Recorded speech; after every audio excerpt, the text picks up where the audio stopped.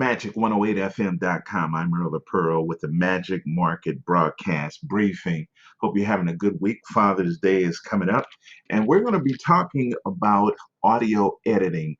When you become a broadcaster, the most important thing for you to do is to be able to record yourself on a professional level, and so that people respect and admonish what you're doing.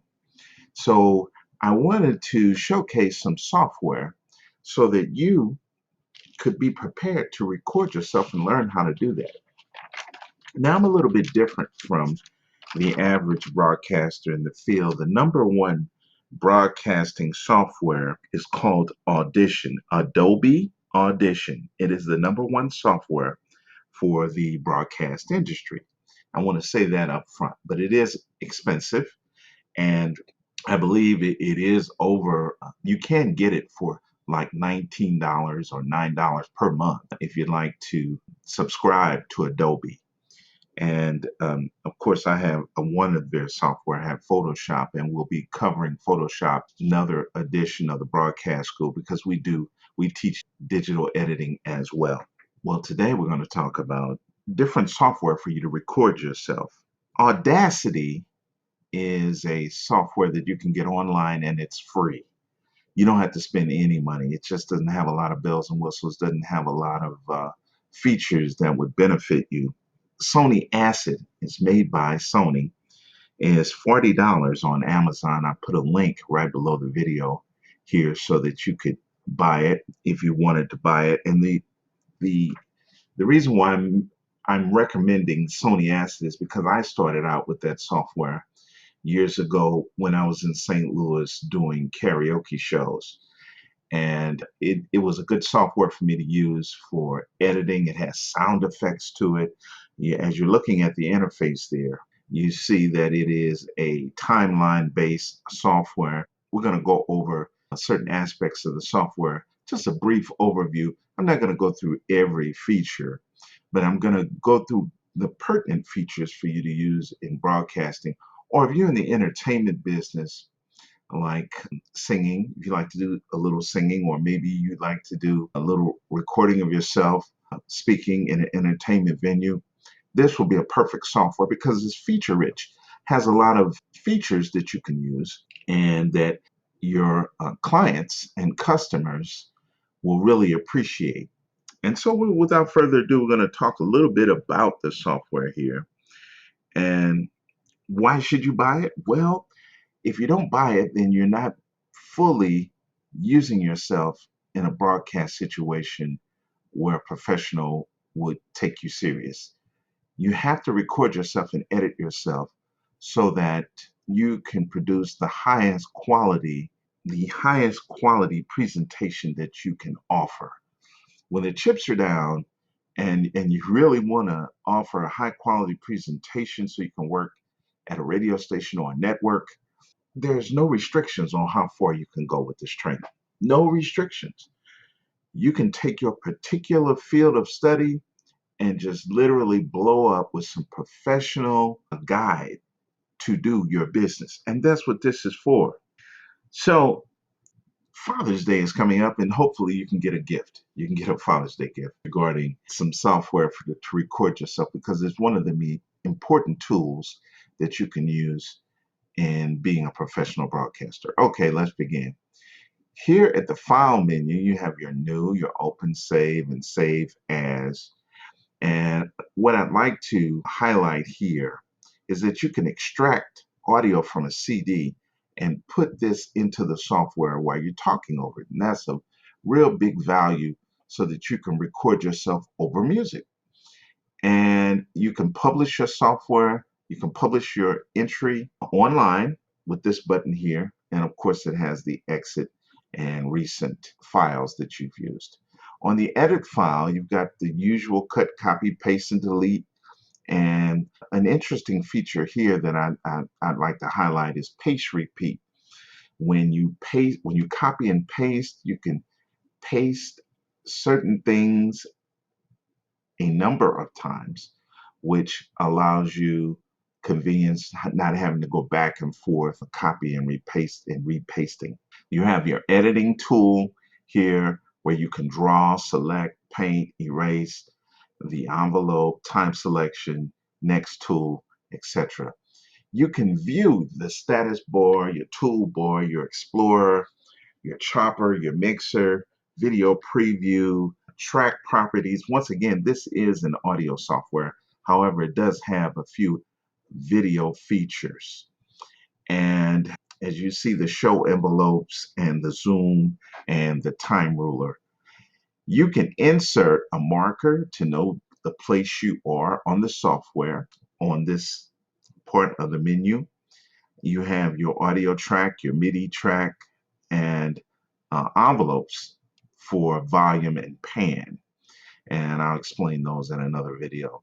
You have your tool selection, your options, where you can do snapping and grid spacing. We'll talk about that in the part 2 of this video. And also you have your help section. So I just want to go over simple commands here on the timeline. You can record yourself by hitting a record button right here, this button right here. And as you see, I'm recording myself right now.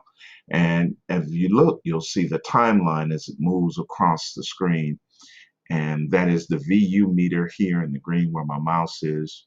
And of course, it records in red and you can hear it as you record. This is your stop button. And you stop right here, and then a box comes up, tells you and asks you whether you'd like to save it, delete it, rename it, or delete all. And you just press done right there. And then your selection comes up that you've recorded. And here is the recording. And as you see, I'm recording myself right now.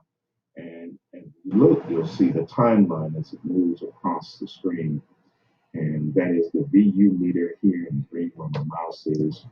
And of course, it records in red and you can hear it as you record. This is your stop button.